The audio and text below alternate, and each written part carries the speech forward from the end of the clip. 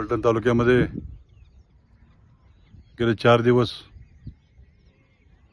अतिशय अतिवृष्टी असा पाऊस झालेला आहे आणि विंचुर्णीमध्ये विंचुर्णी तलाव, सर्वच तलाव जे कधी भरले नाहीत त्या 100 वर्षात, ते तलाव आज पूर्ण भरून सांडीतून पाणी निघालेलं आहे. विंचुर्णीतले छोटे मोठे तलाव सर्व भरलेले आहेत.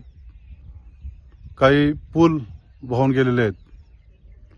त्यानंतर काही लोकांची घरं पडलेली आहेत.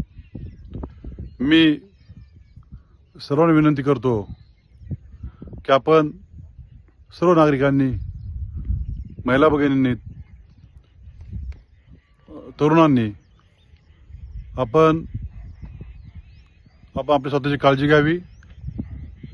घराच्या बाहेर पडू नयेत. शक्य असेल तरच घराच्या बाहेर पडावं अशी मी आपल्याला विनंती करतो. हा आपला तलाव दिसतोय.